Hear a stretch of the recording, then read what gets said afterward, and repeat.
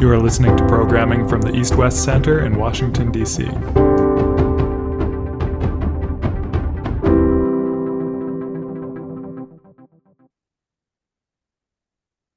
Hello, everyone. My name is Nicholas Hemisevich. I'm a program manager at the East-West Center, and we want to welcome you to our event on the elections in Bangladesh and Nepal. These were very exciting events, with Bangladesh having an election on February 12th and Nepal on March 5th. And just with so many of the dynamics of the protests and changing in leadership, the Generation Z citizens and their roles, this is really a great time to talk about all these issues. And we're excited to have a great panel of experts to bring you their expertise and to help us learn more about these events. So let me introduce them to you and have them talk a little bit, and then we can go to a question and answer. So if you have any questions and answers, please put them in the chat and we can ask our panelists about them. Kamal Dev Bhattarai is editor of the Annapurna Express, a Kathmandu-based newspaper. He writes about Nepal's domestic and international issues with a focus on politics, international relations, and climate change. Zilla Rahman is a distinguished Bangladeshi journalist, political analyst, and media professional with over 3 decades of experience in shaping public discourse on governance, democracy, and regional geopolitics. He is the founder and anchor of the widely acclaimed television talk show Tritiyo Matra, one of Bangladesh's longest-running and most influential current affairs programs. He serves as the president of the Center for Governance Studies, a Dhaka-based think tank engaged in policy research, dialogue, and capacity-building initiatives. He is also the founding board chair of CGS USA, advancing the organization's global outreach and engagement. Dr. Aparna Pandey is Senior Fellow for India and South Asia at the Hudson Institute. Her major field of interest is South Asia, with a specific focus on India, Pakistan, Afghanistan, foreign policy, and security policy. She is the author of multiple books, including Making India Great: The Promise of a Reluctant Global Power. Nilanthi Samaranayake is Adjunct Fellow at the East-West Center. Previously, she served as Director of Strategy and Policy Analysis at the Center for Naval Analysis, CNA. She was also a visiting expert at the U.S. Institute of Peace. Before joining CNA, she analyzed public opinion for a decade at Pew Research Center and completed a fellowship at the National Bureau of Asian Research. She's also working on a book on smaller South Asia states, and we're looking forward to that book later once it is published. So, like I said, we're going to turn over to our panelists to let them give us their thoughts for about 12 minutes each, and then we'll turn it over and have a discussion about these great issues. So I want to start with Kamal. Please start us off. Okay, thank you. Good evening from Kathmandu. Thank you to the East-West Center and Nilanthi for providing me with this opportunity. Actually, I want to begin with some past background.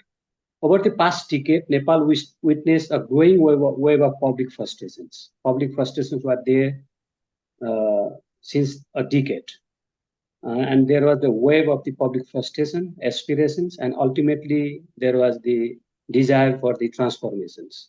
Across the social media, civil society, forums, and everyday conversations, one message was clear: people want change.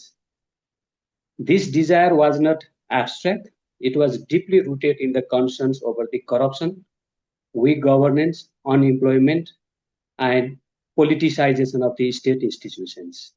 And people were feeling that they have been disconnected with the government. This long building sentiment found its clearest expression in 2022 elections. Many don't talk about the 2022 elections because when there are discussions regarding the Nepal, many international experts only focus on the Gen Z movement and its aftermath. But 2022 national and local elections, for the first time in the recent history, voter decisively shifted away from the political forces and choose for new political alternatives. And one clear example was the victory of the Balendra Shah as a mayor of the Kathmandu metropolitan city, and he was an independent candidate. And he defeated the mighty candidates of the traditional political parties, such as Nepali Congress and CPN-UML, with a very landslide, with a huge margin. And in the same year, there was the national elections, from which Rashtriya Swatandra Party emerged as the fourth largest party in the House of Representatives. And in the same elections, many independent candidates have won the elections. And the election of an independent mayor in Kathmandu had symbolized more than just a local victory. It had marked a turning point in Nepal's democratic history. Similarly, the rise of the new political forces showed that voters were no longer willing to accept the traditional political parties. Yet, despite these clear signs, traditional political parties, mainly CPN-UML, CPN Maoist, and Nepali Congress, failed to read the sentiment of the voters. They felt the sentiment of the voters. And here comes the Gen Z movement. The emergence of the Gen Z movement brought a new energy into Nepal's political landscape. It was not just a protest. It represented a generational shift. The young voters who had long felt disconnected from the politics began to raise their voices. They questioned the authority, challenged the established norms, and demanded for greater accountability. This movement sparked a nationwide debate and reached into every household across the country. Perhaps for the first time, a clear generational divide became visible not only in the national politics, but in every household. The young voters largely supported the new political forces, while their fathers and mothers or older generations were still in support of the traditional political parties. In many families, this created a noticeable differences in the new political views. And the demand for this youth-driven movement was clear. First, there was a strong call for to act on corruptions and impunity, and people wanted proper investigation into the major scandals and justice systems that clearly were. And second, there was an urgent demand for better governance, efficient public service delivery, transparency, and accountability. And another prominent issue was the issues of the employment. Young people were not asking for this time. Young voters were not asking for the promises. They were actually seeking for an action. They were asking for the real opportunities, and they are asking for the dignity. Then after the Gen Z movement, Susila Kargi-led government was formed, and there was pressure on the Kargi-led government to act on the reform, to act on the employment, or to take the reform measures. But Kargi-led government focused only on the elections, only on the elections. An agreement was signed with the Gen Z groups, which committed for the reform, but the reform agenda took the back seat after the Gen Z movement. Then let's talk about my impression on the election campaign. During the election campaign, then I visited several parts of the Nepal. I also visited the Japa 5, which was the constituency of the Balendra Shah and KP Sharma Oli. And I noticed some major shift in voters' sentiment or demands. In the past, development used to be a major election agenda, but this time governance became the central concerns of the people. Governance became the central concerns of the people. This marks an important shift in Nepal's political priorities. In the past, they used to vote for the candidates who could bring development project in their constituencies. Now they prioritize good governance. I think this is a major change. And in fact, even the many top leaders who had delivered development project in the past in their constituencies also lose the elections. Through my interactions with many voters, actually I interacted with the voters from the Tarai, Hills, and all parts. I found another issue. I found that they want accountability for the past doings, and they were concerned only mainly two areas. One was the proper investigation on the big corruption scandals, and another was they want proper investigations on the big crimes that had happened in the past. And they were of the view that the traditional political parties, mainly Nepali Congress, CPNML, and Maoist-led government, protected the people who were involved in the corruption and the big crimes. Here, the question is not only about the corruptions. In the past, many big crimes had happened, and past government had failed to take actions to them, to the people who were involved in the big crimes. For example, there was a big crime that happened 5, 6 years ago in the Western Nepal. A teenager girl was raped, and the people who was involved is yet to be arrested. And the people believe that there could be political protections to the culprit. Then another major issue this time that voters raised was, I found, was job. They want job in their own country. I found the sentiment that mainly the elder people, mainly the fathers and mothers are so disappointed that their children are forced to go for the Gulf countries and other countries for the employment. And they feel that they feel so bad that now they have to live with now their son live in the middle Gulf countries, and they are alone in their families. And mainly the adults are so they feel so hard that due to the lack of the employment at home, they are forced to live alone in their home. That was the major concerns. And ultimately, their major concern was that they wanted the accountability for the killings of the 19 students on September 8th. And they want the prosecutions for the prime ministers, home ministers, and other senior political officials. Now we have a new government.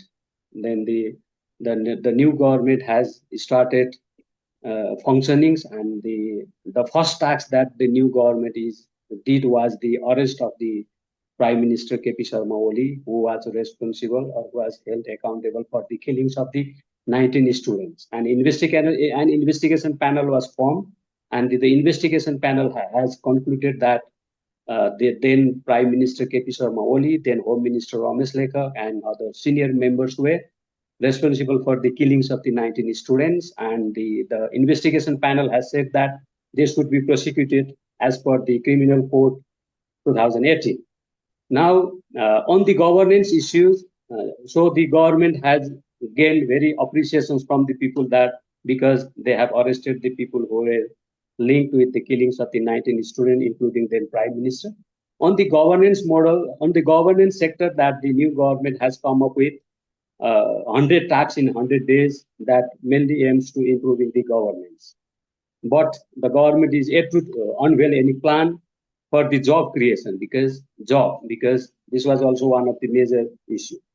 And finally, that what is happening in Nepal is obviously a major or big concern of the international community.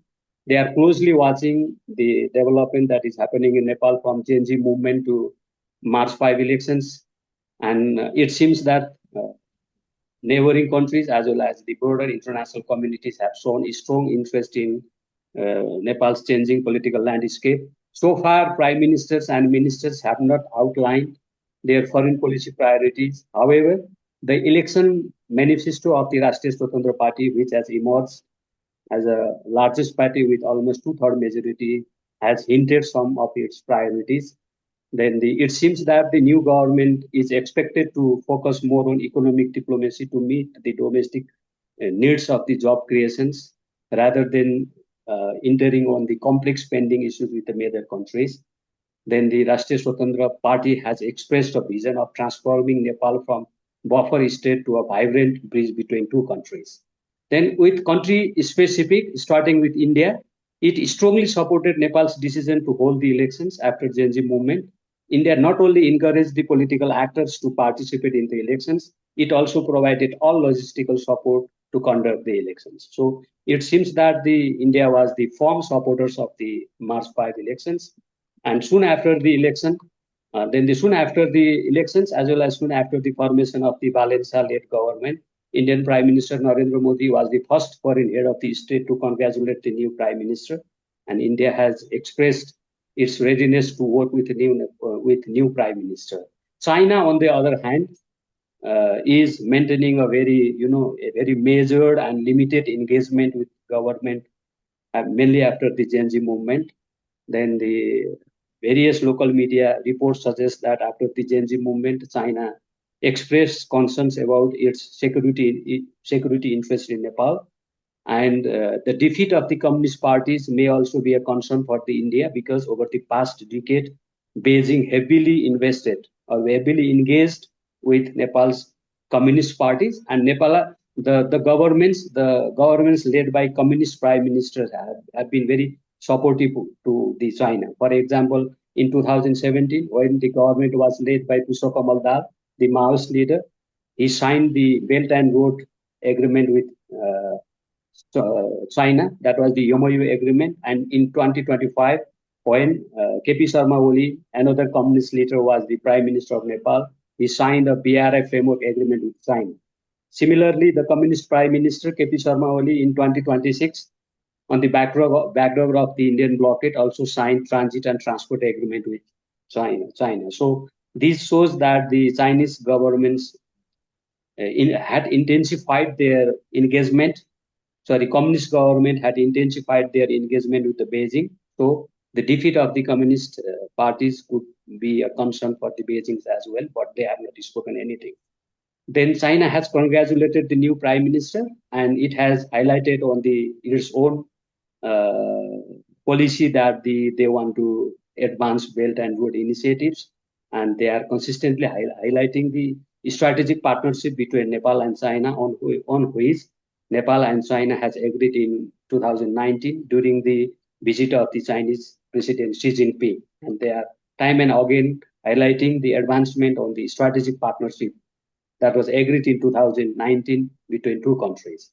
Western countries have also shown interest and appear willing to work with Nepal's new youth-led leadership, particularly in the areas of the economic development and governance and stability. As far as the United States is concerned, it has not spoken much about its possible engagement with the new government, but the State Department officials have already said that the elections in Nepal and the election in Bangladesh would offer a new opportunity to engage with those countries. And in its statement that the United States has highlighted on the three issues, it has highlighted on the economic partnership, and it has highlighted on the security partnership, and it has also talked about the regional stability, on which there has been a lot of debate in Kathmandu. Why US is talking about the regional stability and security issues, and there has been a lot of debate is going in Nepal. In conclusion, what I can say is that in the domestic front, the major challenge before the new government lies on the economic front, mainly the job creation, because our economy is not doing well, and the major areas of the major backbones of the Nepali economy, agriculture is not doing well, and due to the war in the Middle East, the remittances is likely to go down.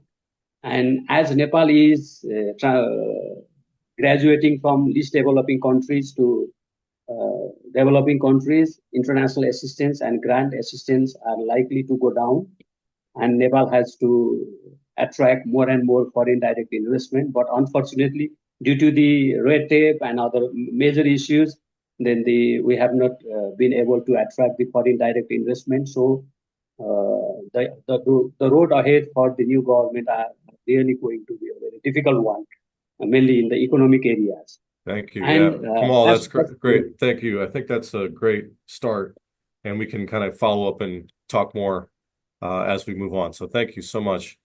Ziller, if we can turn to you and get your thoughts. Thank you. Thank you, Nicholas. Thank you for having me. Good morning, good afternoon, and good evening. My sincere thanks to the East West Center for convening this important conversation at such a consequential moment. Let me begin with a simple observation. Bangladesh's recent election was not just a political event. It was a reflection of accumulated public pressure, economic anxiety, and generational change. In the months leading up to February 12, we saw sustained mobilization, particularly from young citizens.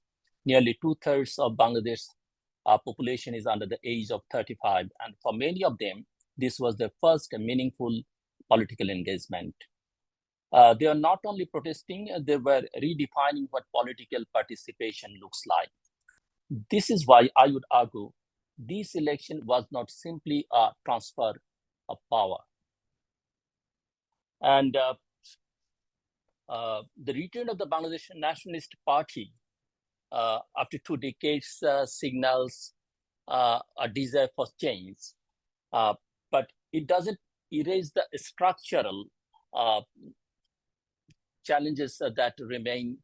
And Bangladesh is still a highly polarized political environment, and trust in institutions has been strained.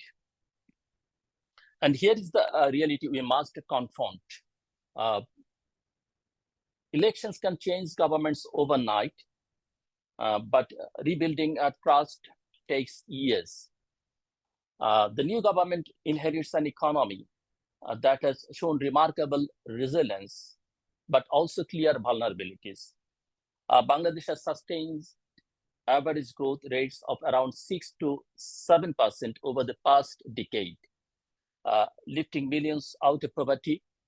Its garment sector alone accounts for more than 80% of export earnings, making the country the world's second largest apparel exporter. But that success story is under pressure.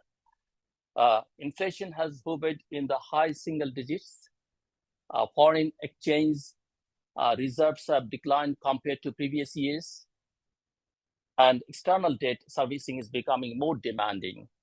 For ordinary citizens, especially young people entering in labor market, the question is no longer just growth, but opportunity. And so the real test begins now. The real election in Bangladesh begins the day after the ballots counted.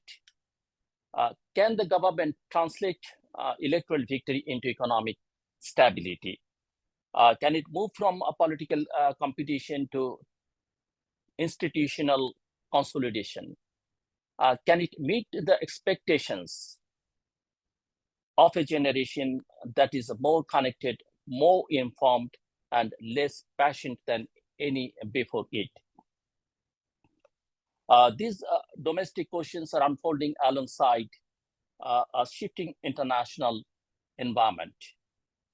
The United States is recalibrating its global partnership, placing greater emphasis on governance, labor standards, and strategic alignment. Bangladesh, meanwhile, is no longer just an aid recipient. It is an emerging economy with global supply chain significance. Bilateral trade between Bangladesh and the United States exceeds $10 billion annually, and Bangladesh remains one of the largest beneficiaries of US export markets in the apparel sector. At the same time, Bangladesh is among the countries most vulnerable to climate change, facing rising sea levels, flooding, and extreme weather that could affect tens of millions of people in the coming decades. This creates a complex relationship, one that is both strategic and sensitive, because ultimately, the future of US-Bangladesh relations will depend on whether engagement feels like partnership or pressure.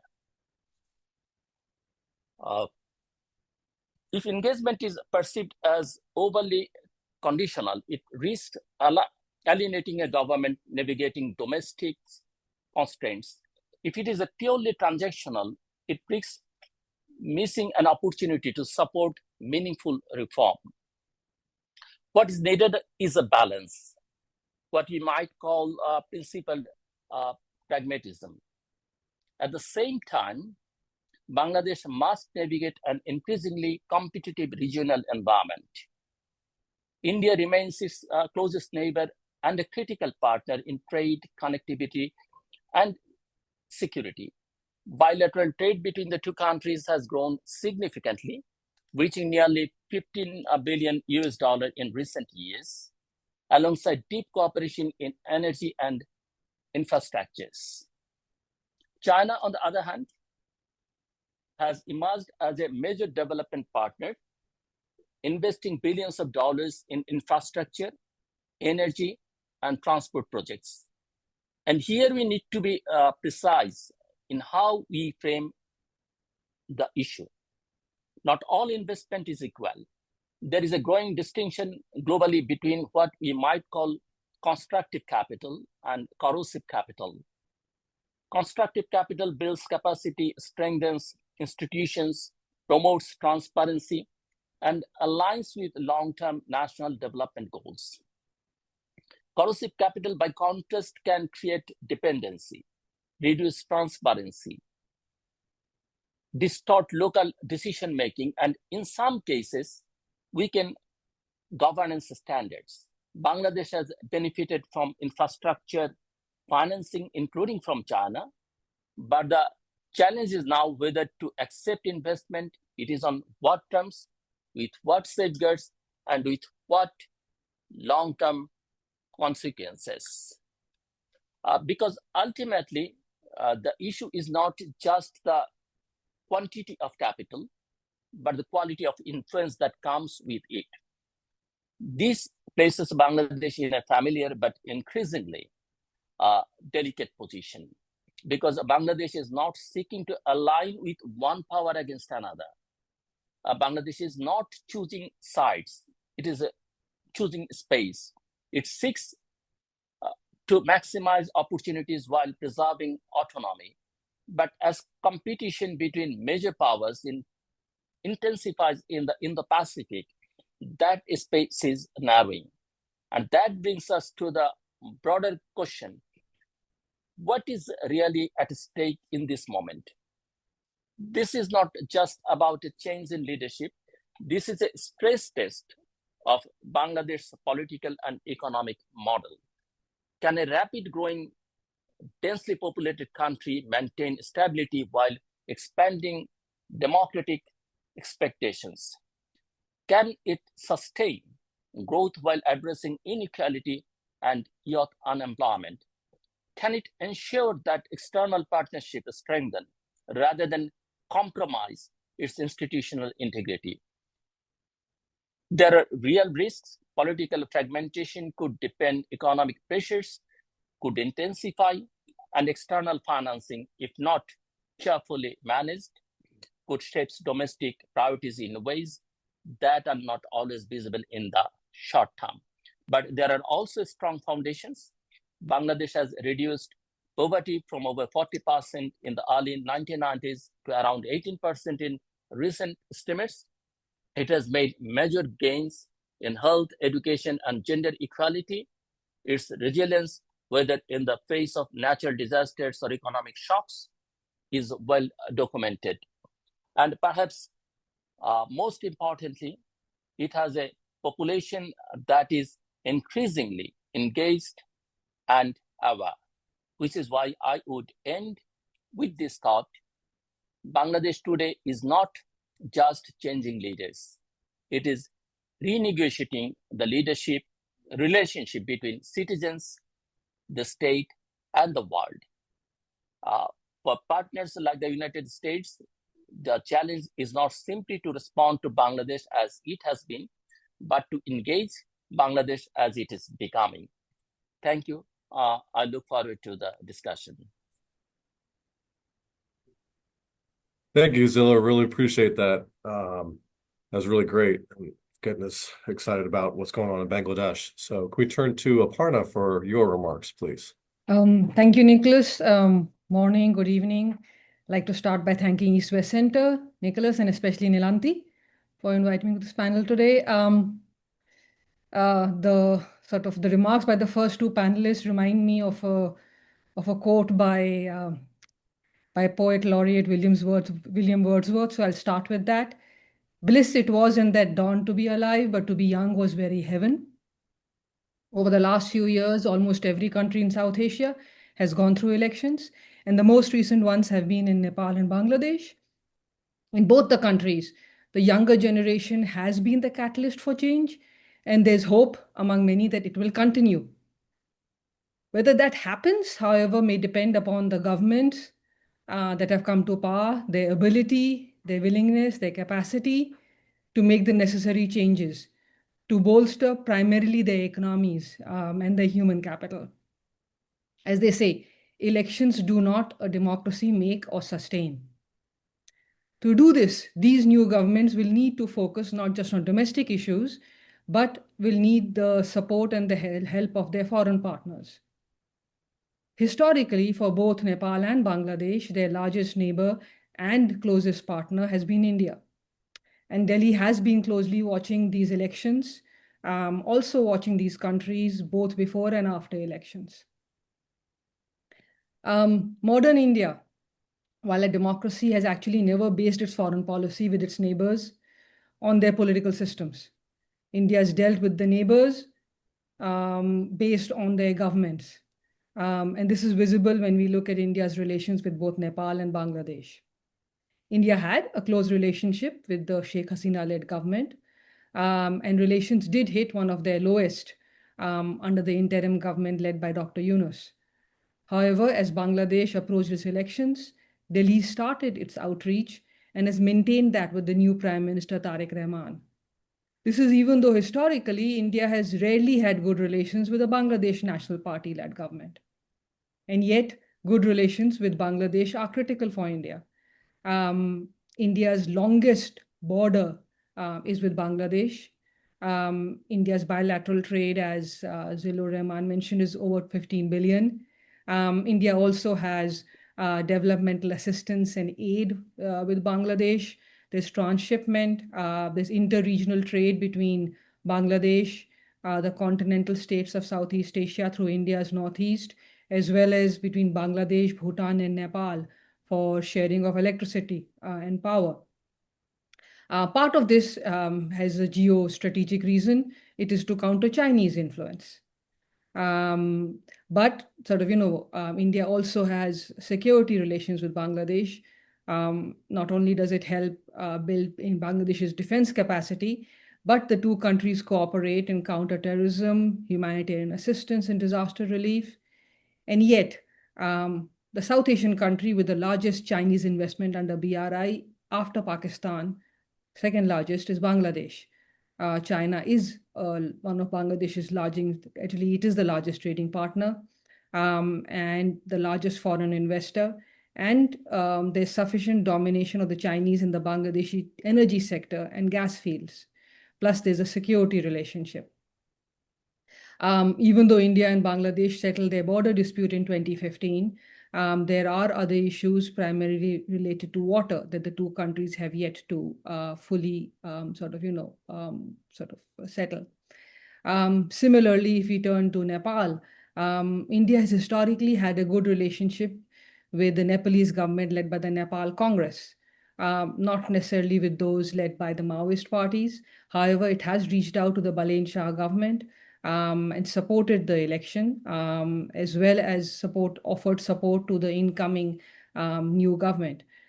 Historically, for India, Nepal matters because from India's point of view, that Nepal is India's northern defense. Nepal is India's at the end of the day, ever since Tibet was taken over by China, Nepal is India's border with China.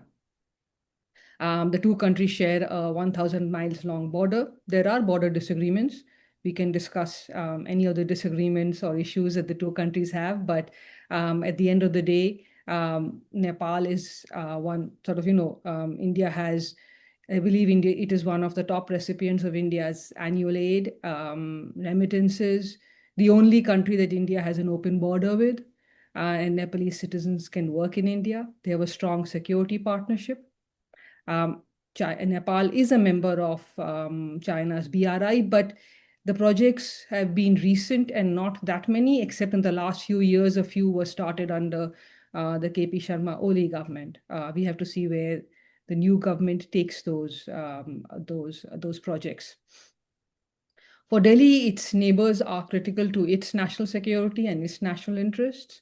And from India's point of view, these neighbors should keep India's interests in mind and not allow any outside powers to gain influence. In return, India believes that their stability, economic and political, is as important to India as to those neighbors. Before I conclude, one final point on US policy towards South Asia. It's interesting, US policy in South Asia has suffered, I believe, from an inherent challenge. Since the region doesn't have either an American security ally or a threat, its priorities have historically been subservient to American global interests. The US has not consistently engaged with the region as a whole or with countries seeing them as part of a region. Instead, it has worked with individual countries at different points of time with a global agenda in mind, whether it was communism, terrorism, and recent years, China. This has meant that American attention to the individual countries is seen through a global lens, oscillating between attention and neglect. For the last decade, American concerns about the economic and military rise of China as a peer competitor and the US-led Indo-Pacific policy has been the lens through which the US has viewed countries in South Asia.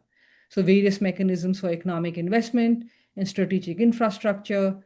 This includes investment in Bangladesh, in Nepal, for example, under Development Finance Corporation, Millennium Challenge Corporation. However, none of these are sufficient in themselves to push back against the massive Chinese investment and Chinese infrastructures in these countries. Elections in both Nepal and Bangladesh bring hope that the new and younger leadership that says it is keen to balance relationships with all powers in the region and outside, that it seeks to work in the interests of its people. It will move away from the old model of governance, undertake economic reforms, build the human capacities and capabilities, and provide jobs and employment to their people. It will require the governments in both these countries to work with their neighbors, India and China, but also work with the United States and other partners. Considering the world we live in, where most countries are focused inward, where there's populism and protectionism, and where interests of global powers are are more limited or neo-isolationist than they were a decade ago.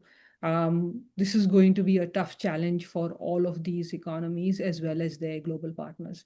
I'll stop there and look forward to conversation. Thank you so much. That was really great and interesting, especially on kind of the dynamics for the whole region and what's going on there. So thank you for that. Nilanthi, can we have your remarks, please? Sure. Thanks, Nicholas. And my thanks to the speakers for participating today and the audience, especially those who are tuning in during the evening hours. I'll speak about U.S. relationships with Nepal and Bangladesh and provide my personal research and views.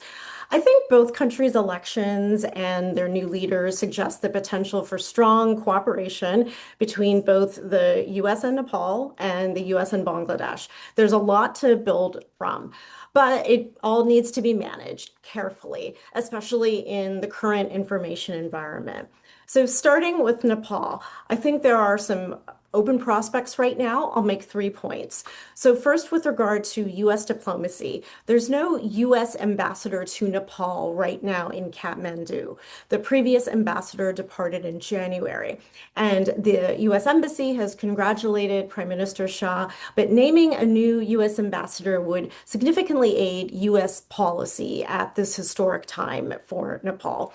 Second, there's been an important aid relationship between the U.S. and Nepal. It goes back to the 1950s. When you read accounts by previous U.S. ambassadors to Nepal, there is this recurring thread about the issue of stability and trying to advance stability in Nepal due to the fact that it is positioned between these big powers. And aid is often seen as a solution to help bolster Nepal's stability. So this has been a long-running issue in U.S. policy toward Nepal. And to this end, the U.S. Agency for International Development, before it was dismantled, it actually was Nepal's biggest donor. However, with the current administration, it's made clear that it's taking a different approach to foreign aid and is going to be much more judicious in the provision of foreign aid. But what's interesting in the case of Nepal is that it signed the Millennium Challenge Compact with the U.S. under the first Trump administration. It's focused on energy and infrastructure. But under the second current Trump administration, it not only preserved the compact with Nepal, it spared it from cuts, and it also upped the level of funding by $50 million. And I think this is important to recognize, this exceptional circumstance that really goes against the trend of U.S. foreign policy under this new administration. So it really stands out, U.S.-Nepal cooperation. The total from the U.S. side is $550 million. And from the government of Nepal's side, I think is really important, nearly $200 million there. And I think you can make the case that this U.S.-Nepal cooperation on energy and electricity, it actually aligns well with the Trump administration's approach on its energy dominance agenda and its overall more business-oriented approach to foreign policy. Going forward, the implementation of the MCC will be highly scrutinized. There was a lot of misinformation that seemed to benefit China around the time of the signing and through ratification. But for Nepal, the relationship with the U.S., it allows it additional options beyond often the India-China prism that Nepal's external relations are often viewed. And then third, security has been an important part of this bilateral relationship. Just last month, the U.S. Indo-PACOM commander, U.S. Indo-Pacific Command, the four-star visited Nepal. This is a four-star admiral with almost 40 countries in his area of responsibility. And he visited the Barendra Peace Operations Training Center. And Nepal, for its part, ranks among the top contributors of troops to UN peacekeeping operations. And there's a long history there of robust U.S.-Nepal security cooperation and capacity building with the Nepal Army on humanitarian assistance and disaster relief, counterterrorism, and also peacekeeping operations. So I think there's definitely prospects for the diplomacy, energy, and security cooperation with Nepal.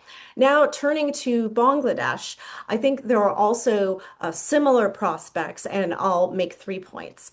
So first, with regard to U.S. diplomacy, unlike in the case of Nepal, there is a new U.S. ambassador to Bangladesh. He arrived in January. So this is a big assist for U.S. diplomacy with the country. And previously, U.S. officials engaged with the interim government, and President Trump sent a detailed letter congratulating Prime Minister Rahman. There's second, also an important aid relationship, but also a trade relationship. There's a deep history there between the two countries. Before the events of dismantling the USAID, Bangladesh had been the largest of USAID's programs in all of Asia. And also the US has been the top contributor of humanitarian assistance to Bangladesh to help address the Rohingya refugee crisis it's been dealing with for nearly a decade now. And in addition to trade, there's also a in addition to aid, there is also a robust trade relationship between the US and Bangladesh. The US is Bangladesh's top country destination for exports and sources of investment. And for Bangladesh's part, it's the third largest apparel exporter to the US. And just last month, both countries concluded a trade agreement. The tariffs landed on 19% on goods. There's a lot of detail about bilateral trade in the agreement. One thing I'll point out is the reference to the Development Finance Corporation, the USDFC. It mentions how the US will work through its institutions like the Exim Bank and the DFC with Bangladesh if eligible. to consider supporting investment financing.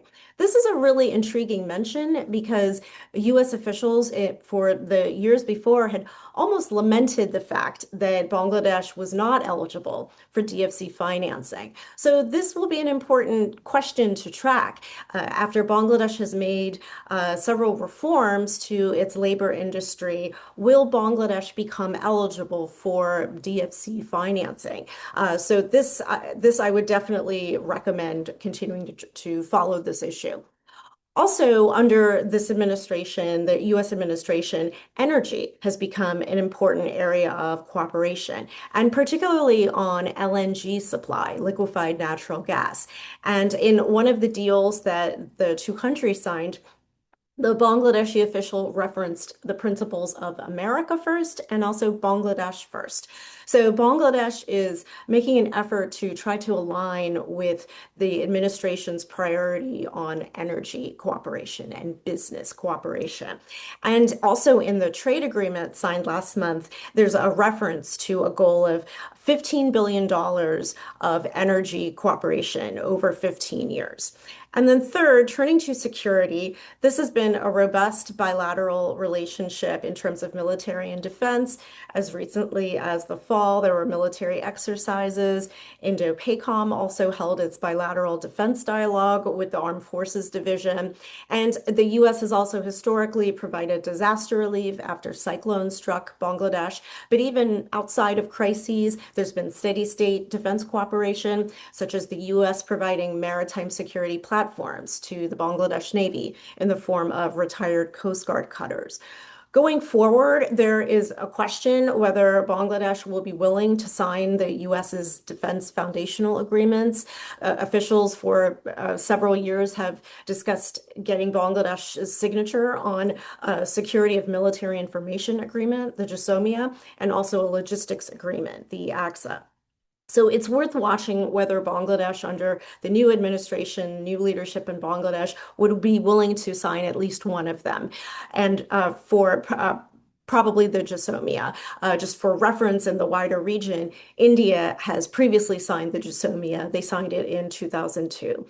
And then finally, there is, of course, the Iran conflict that is going on now. But I think going forward, it may be worth for Bangladesh considering to participate in the Combined Maritime Forces Partnership, because as the UN, as a UNIFIL operation off Lebanon, as that mandate winds down, Bangladesh may wish to continue participating in international naval coalitions. And Combined Maritime Forces is a way to do it. Notably, Bangladesh is actually the only South Asian country with a navy that is not a member of CMF. And just within the last year, both India and Sri Lanka have commanded the Training Task Force, CTF 154. And I think more broadly, Bangladesh's maritime security efforts, they align with the Trump administration's call to allies and partners to contribute more to security burden sharing. And I'll pause there. Great. Thank you, Nilanthi. That was excellent. And so much going on as we talked about there. And interesting dynamics of areas of opportunity for cooperation and continued cooperation between all these countries. So we're going to have a conversation about all these issues. So if you have any questions, please put them in the chat and we can ask those to our great panelists. I wanted to start off Ziller, if we come back to you with Bangladesh. I know we have had caretaker governments and different sort of transitional governments, but we had this sort of Zia, Sheikh Hasina cycle. And now we have Tariq Rahman, and I know he's the son. So, but are people seeing it as a different, a new leader, or a new change, or is there people still seeing it as part of this sort of cycle between leaders in Bangladesh?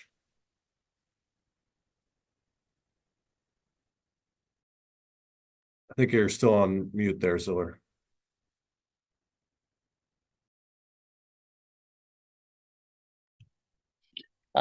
Thank you, Nicholas. I think it's too early to give a definitive answer. The election reflects the public demand for change, which is a positive sign.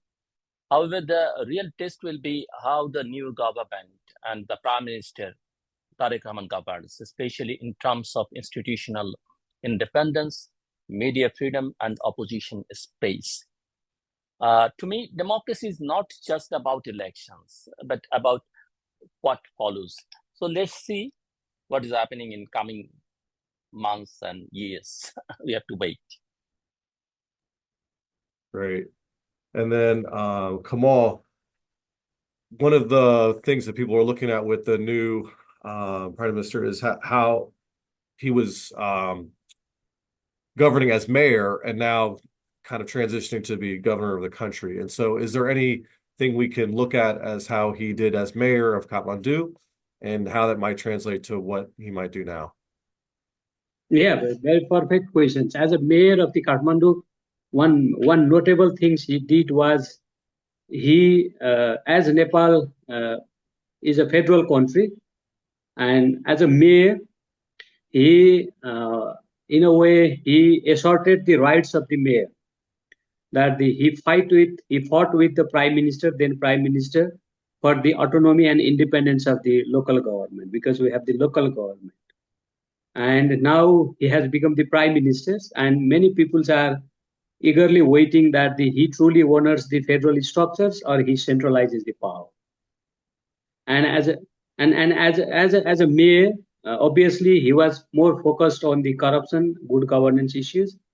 And as a prime minister, he has given a clear indications that he will follow the same agendas, because his preliminary days work shows that he is going to focus more on the corruption and governance issues. And on the foreign policy issues, very interesting. As a mayor of the Kathmandu metropolitan city, he paid, in a way, he didn't pay much attention to the international issues. He canceled the visit to China, and he took some nationalist stance when it comes with the India. For example, he put the map of the Greater Nepal in his office, and he also made some very unusual remarks regarding Nepal's relationship with the major countries. And now everybody is looking how he handles the relationship with the major powers. Great, thank you.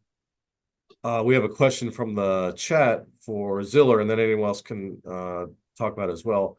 The question is talking about how the interim government in Bangladesh formed some reform commissions, and the question is asking about how this new government might approach and look at these reform commissions and deal with the reform commissions versus just kind of the overall reforms that are seen as important for Bangladesh.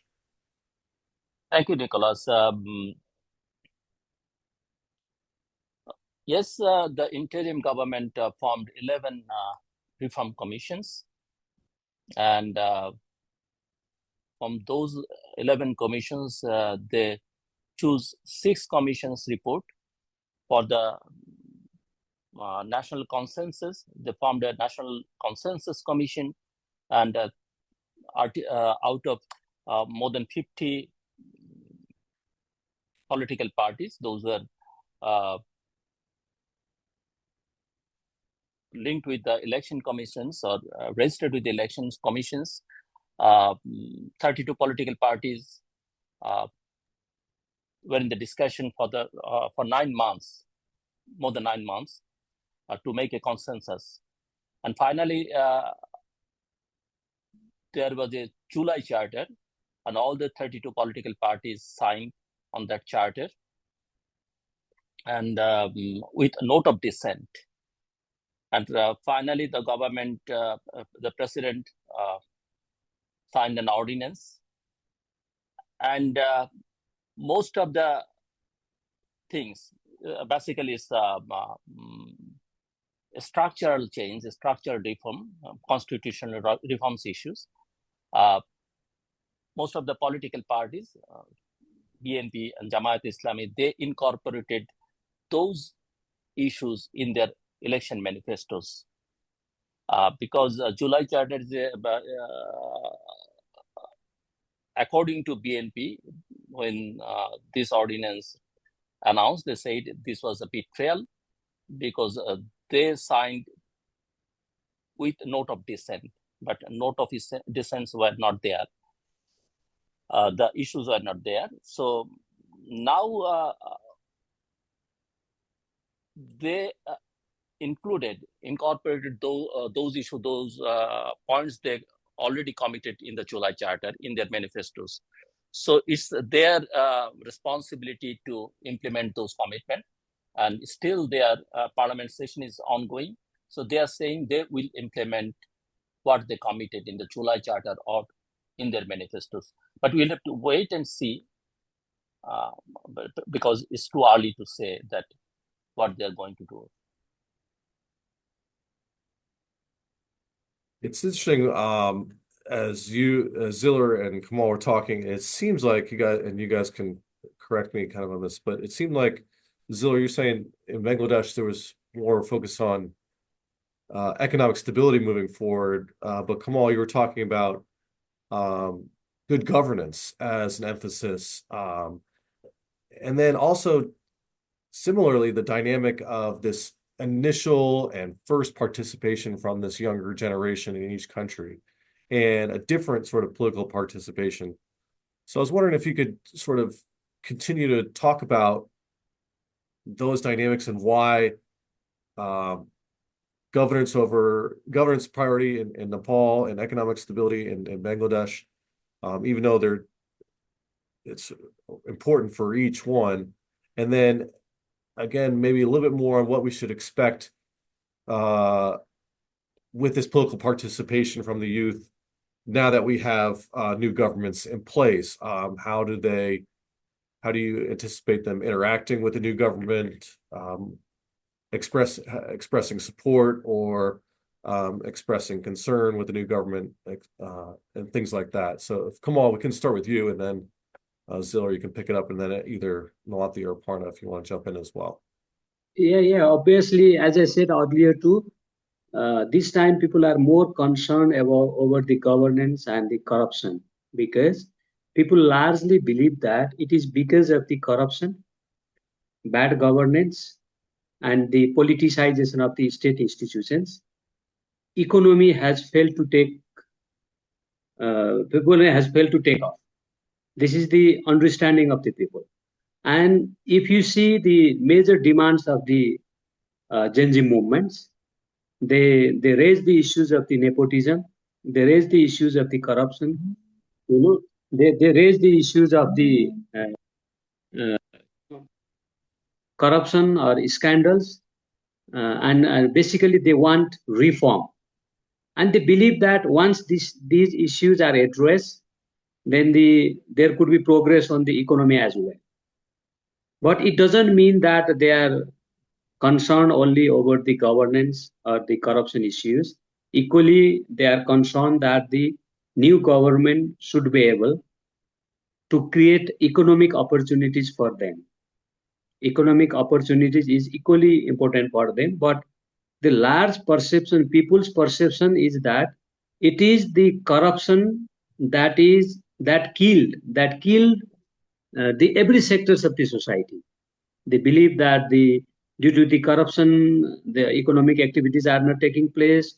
Due to the lack of the governance, that the economic activities are not taking place.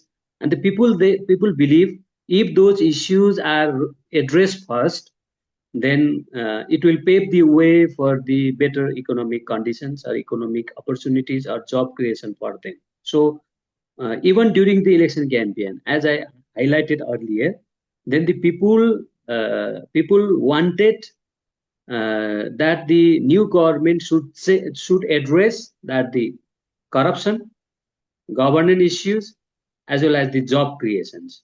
Mainly, there were three vital issues. Interesting, I failed to mention in my previous issues that one interesting development, when I talked with hundreds of the people, voters, Now they are equally concerned about the foreign policy priorities of the new government. Now ordinary people are talking about Nepal's relationship with China. For example, they are talking about BRI. Very interesting angle is that now people are talking or people are asking questions about SPP, that is the State Partnership Program.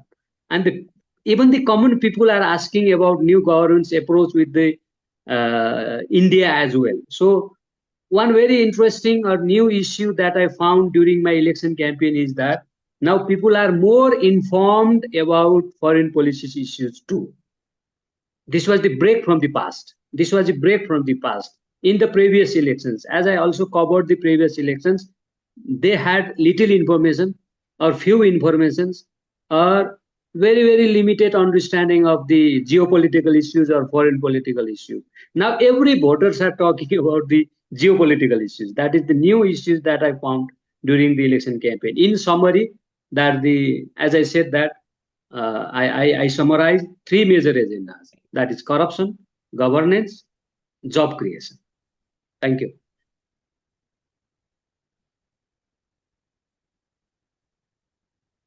Yeah, thank you. Yeah, thank you, Kamal. Yeah, how about Ziller? How about you with Bangladesh? How are you seeing things?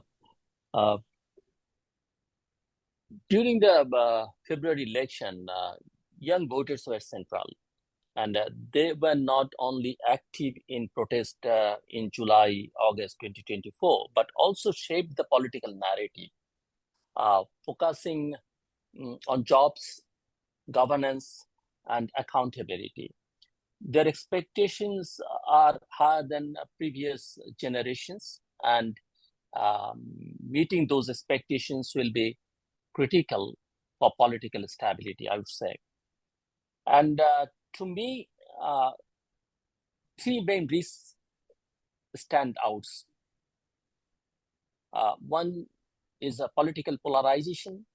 Number two is economic pressure, particularly inflation and external financing. And third is external geopolitical pressures. So managing all three simultaneously will require careful and pragmatic leadership. I'll stop here. Great, thank you. I'll Aparna, add sorry, one go ahead. point, Nalini. Nicholas. Yes, please. Yes. To the question about the economic situation and development situation in Nepal and Bangladesh, I'll be looking to see if Nepal tries to delay its graduation from the LDC status, least developed country status. Bangladesh, the new government, has made the decision to seek the delay instead of graduating later this year in November, to push it for 3 more years to 2029. And Nepal is also set to graduate from LDC status like Bangladesh. So I'll be looking to see if it tries to do this because, with graduation, on the one hand, it sounds like a positive development, which it is. However, it comes with a price. This is the loss of certain trade preferences that had been so vital to the economic growth of the country. And also, as Ziller mentioned, the need to service the debt in Bangladesh. And Kamal was mentioning one of the priorities is job creation. There was an ILO report that recently came out that examined the impact on jobs availability from graduating from LDC status. And for a comparison within the region, Maldives graduated from LDC status as well. However, it also tried to delay this process because it was acutely aware of the difficulties in terms of the loss of certain preferences and also the need to try to maintain a certain level of foreign exchange reserves and servicing debt. And these are all challenges that Maldives is also struggling with. So I think this is an important issue to track, especially as Nepal just in 2020 also graduated from the World Bank's low income category to lower middle income status. So there are a lot of challenges that are associated with this middle income transition that I don't think really gets enough attention. That's so interesting. Thank you for that. And just kind of continue with that, Aparna, you talked about how the MCC effort from the United States might not be enough to push back against China and the BRI efforts there. But not the, you mentioned some of these efforts from the Trump administration to push MCC and development, the other sort of development aspects that they're now using to try to engage the region and engage the rest of the world. And so it seems that that's the new way. Do you see Bangladesh and Nepal understanding this sort of transition from the U.S.? And can you talk a little bit more about your concerns over that approach? Sure, Nicholas. My argument actually was more at the 100,000 square feet level, which is that if you are confronting a BRI, which is $1 trillion, and on the other side, you have just a few sort of, blue dot, something in Quad, something in Indo-Pacific strategy, DFC, Millennial Challenge Corporation, all of which are in the millions, and diverse and, sort of need sort of, most of the time, sort of the way the US government functions is that sort of investment needs to come from private actors. The US government does not do it. But on the other side, you do have a country which is investing a lot. And so the only way that this can actually make a difference is if it is a combined effort in some ways of what the US government is putting. Now that USAID isn't there, it's just going to be DFC and Millennial Challenge Corporation, sort of, with what the local countries are doing in the region. So it would need to be combined with Japan, the Bretton Woods institutions, European countries, maybe the Middle Eastern countries, and the countries like Bangladesh, Nepal, India, because it will require a lot more than just a few 100 million coming in. Second challenge is at the lower level, which is, and this ties into something both Zilur and Kamal they've mentioned, which is that these governments have come in because for the last few years, both these countries, I mean, all across South Asia and maybe beyond, sort of a younger generation is growing. The younger generation is putting demands. The economies aren't growing fast enough for that younger generation. Jobs aren't being created as quickly, but there is a limit to what the governments can do to create jobs. And with, sort of with the COVID crisis, then with the tariff and trade and populism, their ability to sort of, and with AI and tech coming in and taking some of the jobs, the ability to sort of, generate employment will be tough. So yes, DFC, MCC matter. American private investment does, but it alone will not be sufficient. It's necessary, but not sufficient. It requires, sort of India to up. The final point I'll make is there is an advantage that the US, that any actor aside from China has, which is that China's BRI, and I'll pull on something Zilur mentioned, I believe, corrosive capitalism versus the other, which is sort of people know what's happened. Yeah. People know what's happened in Sri Lanka with Hambantota. They know what's happened with Gwadar. So at the end of the day, Chinese money comes in, but Chinese money doesn't necessarily create employment, use local industries. Whereas investment from other countries, normally whether it's India or it's European countries or US, you are generating employment. So there is an advantage which the other side has, but it needs to be leveraged sort of sufficiently and consistently over the years, which is something which is often difficult from the American side to do.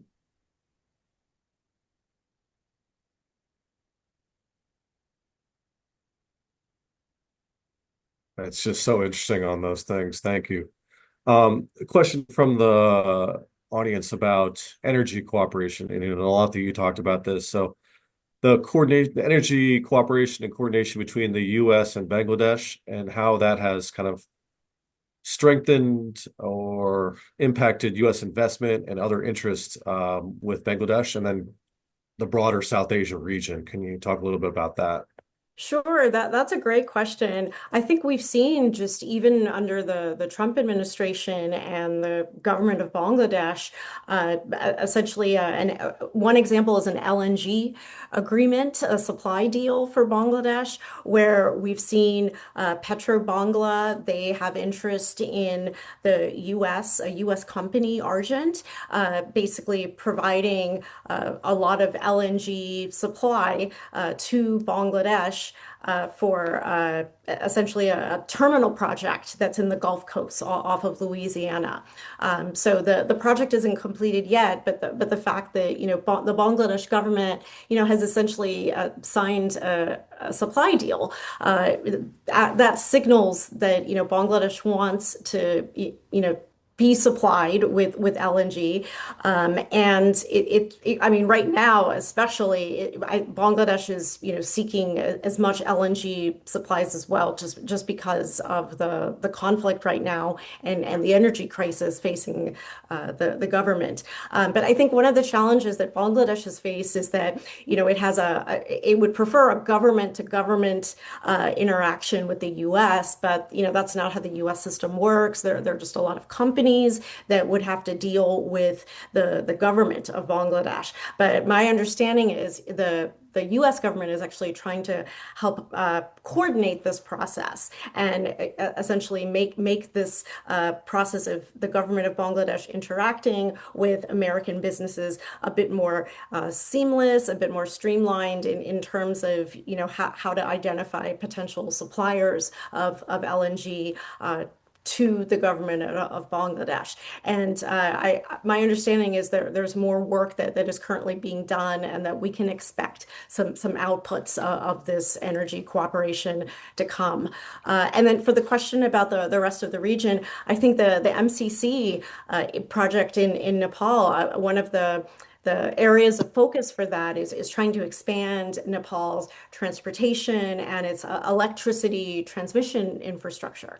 And one of the objectives is specifically to help expand opportunities for U.S. companies and U.S. technology to get a chance to participate in Nepal's market as well. So, we see the U.S. government basically taking a more active role in trying to advance energy cooperation in both Bangladesh and Nepal. Great, thank you. Another question from the audience about Nilanthi, this is something you and I talk about all the time, is SAARC, the South Asian Association for Regional Cooperation. How do you or any of the panelists see the new governments in Nepal and Bangladesh trying to work with SAARC or try to revive SAARC, or just that overall dynamic in the region with that regional cooperation organization? Yes, thank you. You are true that both Nepal and Bangladesh are pushing for the revival of the SAARC. And they want to revive the SAARC. All the leaders from the Nepal and Bangladesh since 2014, they are pushing for the next summit level meeting of the SAARC, but it is not happening. But I don't think there would be any progress. I don't think SAARC is going to revive in the near future. And it is yet to be seen how the new leadership, Balendra Shah in Kathmandu and new leadership in the Bangladesh, push this agenda. But I see the very slim chances of the revival of the SAARC. And the next questions related to me is Nepal's relationship with India. That I think that the new administration in Kathmandu is likely to focus on the more economic and development partnership with India. And two countries are unlikely to enter on the disputed issues, mainly the border dispute, because already the Kathmandu and New Delhi have been agreed that there is a need of building a trust at the top political leader before discussing on these issues. So on SAARC, I think progress is unlikely. On Nepal-India relation, that the Kathmandu seeks more enhanced economic and development partnership with New Delhi. Thank you. Great, thank you. Anyone else want to talk about that, or just kind of overall intra-South Asia relationships and dynamics? If Yeah, please, Aparna, please. Sorry. Go ahead. I'm just going to sort of, three quick points following on what Kamal Dev said, which is one, I agree. I don't see, it's sad that SARC will not move forward, or that SAPTA or SAFTA, the free trade area, preferential trade agreement, none of those will, because they benefit the entire region. They benefit all the countries. Actually, they benefit India as well. But as long as the India-Pakistan, which has historically always doomed anything in South Asia, that sort of unless and until those two, the leaders of those two countries agree to meet each other, a SARC summit is not going to happen. And as of now, I don't see an interest on either the Indian or the Pakistani side to have a summit meeting. And a public summit meeting like this in sort of tied to SARC. India's focused more on BIMSTEC in the last decade or so than it has on SARC. The sort of the broader, South Asian dynamics, if we go back just a few years, 23, Maldives had elections, Sri Lanka's had elections, India's had elections, Pakistan's has had elections, Bangladesh and Nepal. Sort of, if we leave out Afghanistan because the Taliban, every member country of SARC has had elections in the last few years. And leaving aside India, all of them have had a new leadership come in. So in some ways, there has been change in all across South Asia. Whether that change will actually, in some ways, sort of transform the region, maybe too soon to say. But will the new leadership in each of the countries actually work closer together, because the challenges will face them are economic, they are human capital, they are climate, and the only way that they can deal with them is if the countries actually work together. But we'll have to wait and see if that happens.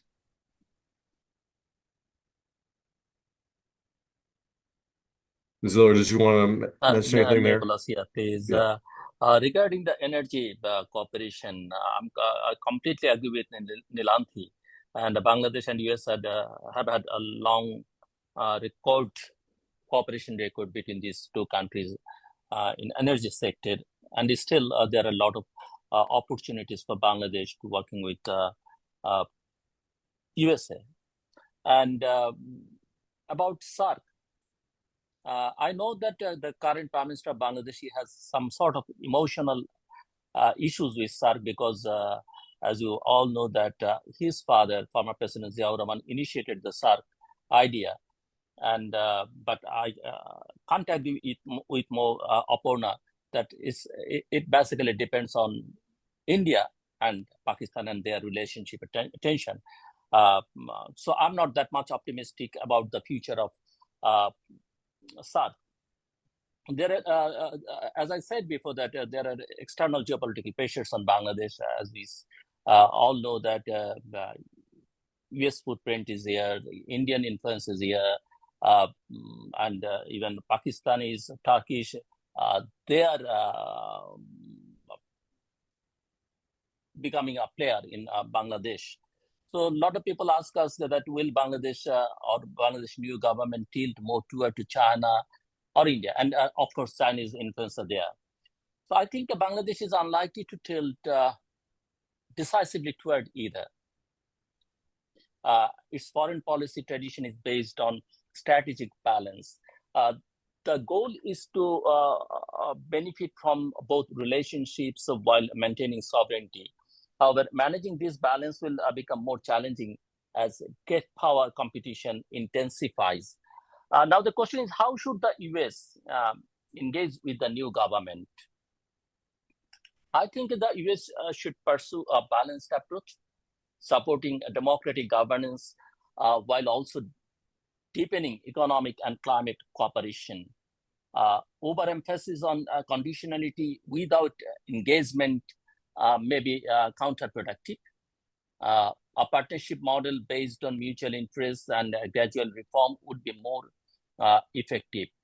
And I think there are several opportunities for US-Bangladesh cooperation. There are several like supply chain diversification, energy sector is one of the key sector, climate resilience and adaptation, digital economy and technology cooperation, education and workforce development. If approached correctly, this relationship could expand significantly beyond traditional and frameworks. I'll add to Nicholas. the conversation as well in terms of SARC. It really is a tragedy for South Asia that regionalism has suffered so much. It's among the least integrated regions in the world. And really, for more than the past decade, we've seen just stalled regional cooperation. It's interesting because, right, Bangladesh, as Ziller mentioned, was so critical in conceptualizing a regional cooperative framework through SARC and in developing the concept paper and really conducting the diplomacy to actually advance the idea and bring it to fruition. Nepal, it houses the secretariat of SARC. So both of these countries have stakes in regionalism and advancing it. And, it's interesting, BIMSTEC, I believe Aparna mentioned BIMSTEC, this is an organization that, where Pakistan is not involved, so the India-Pakistan conflict does not need to be a factor. However, BIMSTEC does not include Maldives, and Maldives has expressed a strong desire to participate in a regional cooperative institution, and so Maldives continues to want to see SARC revived. So it's really just a shame, especially when next door is ASEAN, and despite the critiques that ASEAN will often receive, for whatever reasons, still there's a lot to be commended on with ASEAN, where they can issue a statement such as about the recent conflict in Iran and have one voice on that. But then at the same time, even the concept of ASEAN centrality, that concept appearing in a U.S. Indo-Pacific strategy. So it really shows you how far South Asian cooperation really can go, and just how much the region suffers, particularly economically and also diplomatically, as a result of not advancing regional cooperation. Yeah, that's just like you said, it is a shame that that's the case on that one. Aparna, can you talk a little bit about talked about the regional dynamic, especially with the Iran conflict, a little bit more interaction and presence of ships and troops moving through the Indian Ocean, and what that might mean for the region, and how maybe either Kamal or Ziller, how the new governments are initially trying to deal with this dynamic of the U.S.-Iran conflict. Sure. Thank you, Nicholas. It's a very challenging for the new government, because our economy was not in a good shape for many years, and political instability was there, and after the election, just 47 days or 48 days, but the war, this affected us a lot. Fuel prices there, remittance, its impacts on the remittance, because the more than 80,000 people's, or 80 lakhs actually, people lived in Gulf countries, and they can send their money to Bangladesh, and some of them already loses their jobs. Yeah. And they are coming back to Bangladesh. So this affects a lot in Bangladesh economy, and political issues. Of course, it's a big issues for a new government, because opposition are there, and they will capitalize these things in coming days. Great, thank you. Yeah, Aparna? So sort of 3 quick points. One, the entire region is facing an energy crisis because I think for all the countries, oil and gas, the Middle Eastern countries are the prime suppliers, whether it is Qatar, whether it is UAE, Saudi Arabia, Iraq. Second, it's not just oil and gas, it's also fertilizers. Fertilizer plants across South Asia depend upon the Middle East. And so fertilizer plants in all of the countries, many of the fertilizer plants have shut down or about to shut down. That will have an impact on agriculture because the prime season of agriculture comes now across South Asia. So that will have a domestic impact for all the governments, including the new governments. Third, the LPG, the liquefied petroleum gas cylinders, the lack of availability across the region is having an impact on smaller industries, larger industries, and even domestic, sort of, for residential customers. So the first concern of all the countries in the region is energy supply. Now, in some ways, sort of the US has offered to help, but sending LNG from the United States to the region will take time. While some tankers have come, they will it will be more costly, and it's not as convenient as it used to be from the Middle East. The second part, Iran is allowing some tankers to go through, which are quote unquote not enemy countries. And so most of all the South Asian countries do not come in that category. So while tankers can go through, it's not as smooth as it used to be. The US is manning the sea lines, but so is the Indian Navy. And this is something the Indian Navy has done for a long period of time, about 2 decades now. It actually views the Indian Ocean, Nilanthi knows this better than me, it views the Indian Ocean as its, it views itself as a net security provider. Yeah. And so it protects the sea lines of communication. It doesn't do it along with the US, it does it parallel to the US. But it does provide some sort of safety. But the third issue, and will be that it is going for countries, and I'll give India's example. 80% of India's energy needs come from outside. So with the, diaspora, Zilur mentioned how many Bangladeshis, there are 9 to 10 million Indian citizens living in the Middle East. India's evacuated a few 100,000, but only those who needed to be. The rest are there. Remittances. India is the largest recipient of remittances, and a large chunk of that comes from the Middle East. And so diaspora, remittances, which has an impact on GDP, oil and energy, fertilizer, all have an impact on GDP. All of this, if the Iran crisis isn't resolved soon, the long-term repercussions for all the economies are going to be tough. It'd be difficult to find a quick solution for energy crisis or diaspora or remittances. And so for the countries, they need the crisis to be resolved soon and things to go back to normal as soon as possible. Yeah, thank you.